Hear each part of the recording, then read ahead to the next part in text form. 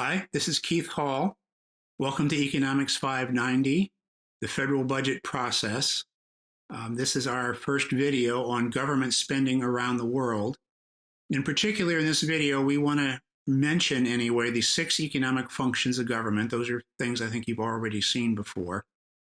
Then we want to briefly look at historical trends in government spending, tax revenue, and government borrowing by the major economies of the world, and then, of course, how the U.S. compares to those other countries. This slide shows the 6 economic functions of government: maintain the legal and social framework, maintain competition, provide public goods and services, correct for market externalities, stabilize the economy, redistribute income. In particular, what's happened during the pandemic years, we had a real surge in federal spending and state and local spending as well.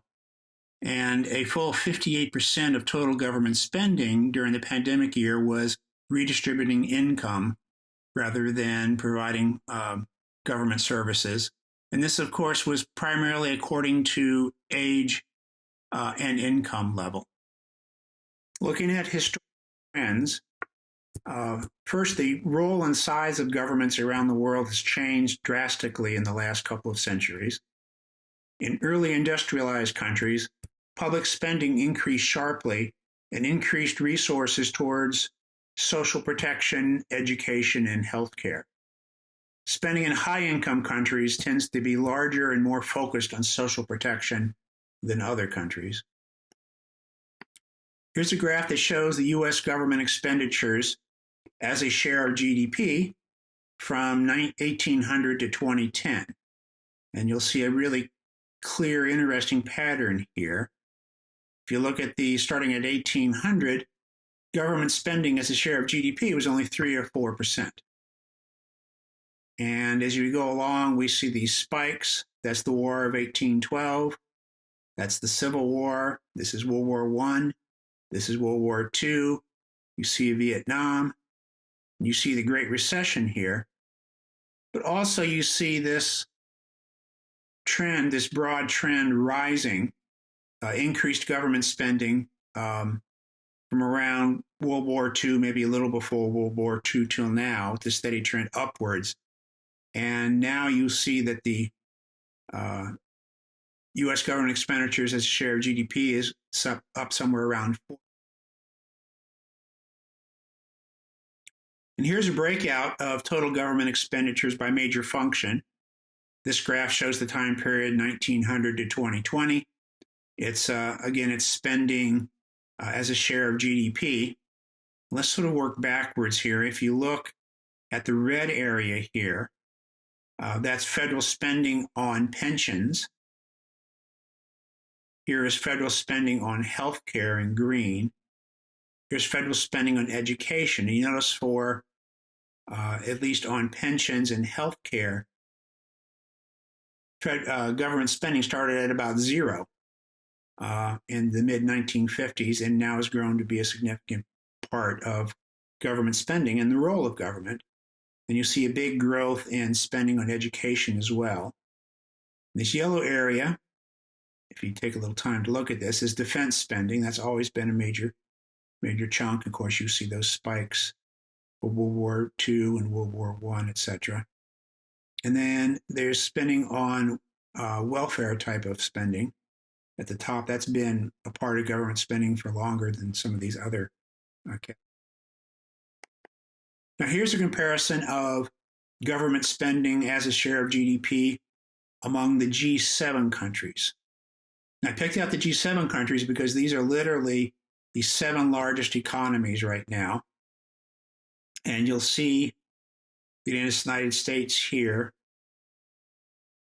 And then you'll see this consistent pattern from all the G7 countries. And like the United States, they've all significantly increased government spending as a share of GDP. So it's been a worldwide change in the role of government, at least for the 7 major economies. And of course, you'll see some outliers here, like France and the UK and some other outliers. But right now, all the seven major economies are spending, over 35%, 35 to 45% of GDP in government spending. And government debt among the G7 countries. This is how much these individual countries have spent beyond what they've taken in revenues. And you'll see a real pattern of countries borrowing. If countries had constrained themselves to spend what they took in revenues, then government debt would have been zero. Instead, government debt now has been accumulating in all these countries, some countries faster than others, as they just haven't paid their bills. They've collected revenues that fall far short of expenditures. You see outliers here. You'll see this, for example, is Japan. Japan's often cited as being the biggest outlier in spending beyond their revenues. But the United States is also pretty high in this group. Now, to look at a snapshot, here is government spending by the top 30 major economies. And it's a snapshot. It's around 2019. For a couple of these countries, it's 2018 because of data availability.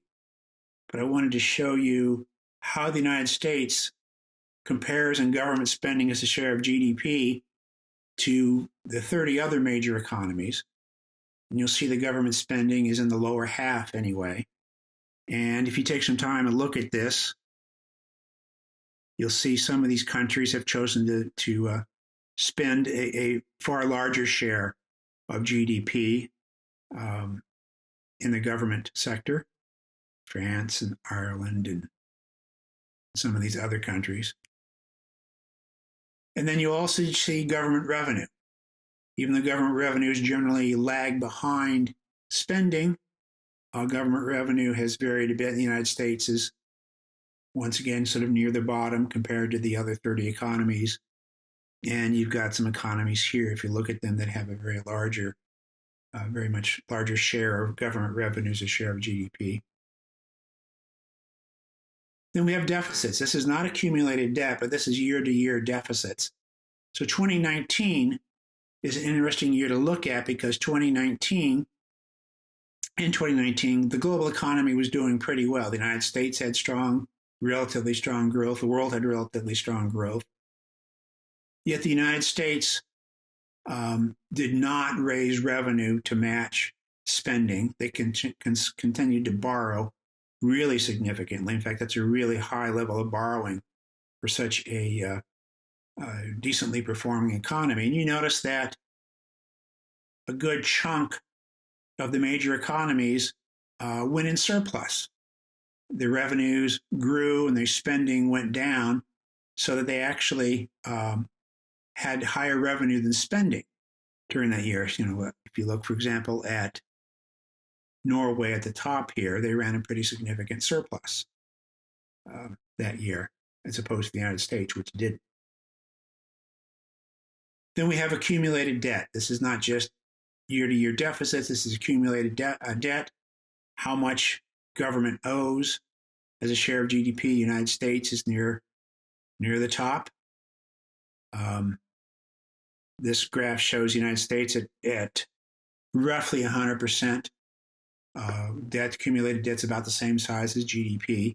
Now it's gone significantly higher than that. And of course, you see some other countries have higher debt. There's the Japan outlier that we talked about with respect to deficits. Well, of course, their accumulated debt was higher. And part of the snapshot, let's look at 2020. That's beyond that 2019 snapshot. In 2020, during the pandemic year, total government spending in the United States was about $9.1 trillion. Far higher spending than any other year in the past. We have an economy that's $21 trillion. So $9 trillion in spending out of a $21 trillion economy is really high. Spending is 44% of GDP. And that spending was about $27,650 per person. And how was that paid for? Well, receipts were about $5.8 trillion. So a rather large part of it was paid for by government borrowing. Government borrowed something to the tune of $3.3 trillion in 2020, which is by far the record level of borrowing by the US government. Almost double the previous record of borrowing. The previous record of borrowing occurred during the Great Recession, and that was something like 1.7 trillion at the highest level for one of the years during the Great Recession. So this was much more borrowing, much more spending than ever in the past. And of this spending, of that 9 trillion in spending, 3.8 trillion was on government goods and services and government investment. So it's about 42%. So this is what you traditionally think of as the government part of GDP. Government buys goods and services, some of it's investment goods and services, some of it's consumption goods and services. And of that 3.8 trillion in spending, more than half of it was by the state and local government. 1.5 trillion was by the federal government. But there was an additional 5.3 trillion in spending, and that was from transfer payments because of the pandemic primarily, but also transfer payments are very high anyway in the United States. So this is spending on things like Social Security, unemployment insurance, etc. Just transfer payments, subsidies, payment on existing U.S. debt. And this is not part of GDP. And then last, this is just what the pattern looks like of total government spending, which is the green line, total government revenues, which is the blue line. And you'll see that for the past 60 years, we've consistently outspent our revenues. And this is the level of borrowing. This red line are the continuing deficits that we've run. You notice there's only one period right here where revenue and spending matched. And we paid a little bit of our existing debt, but the rest of it was just borrowing. And this is like a rotating account. In other words, the level of debt has never gone down, except very small amount at this time period. So it's like having a loan that you don't pay any principal on. You're only just paying off the interest and carrying the principal for decades and decades. And that's the picture for the US government. That's somewhat the picture for the world as well.